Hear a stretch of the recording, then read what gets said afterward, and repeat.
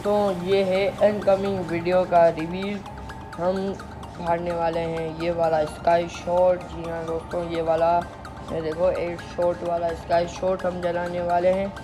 और उसके साथ ये वाला अनार वाइट रोज, ये बहुत ज़्यादा तेज़ है, इसकी तकरीबन 10 फुट तक ऊपर जाता है ये अनार।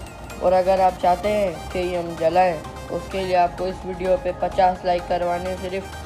अगर आप इस 50 लाइक नहीं करवा पाते तो 10 कमेंट करवा दो। और इस वीडियो का आगाज़ होने वाला है 12 तारीख है ना आज, तो इस 15 तारीख तक इसकी वीडियो हम डाल देंगे।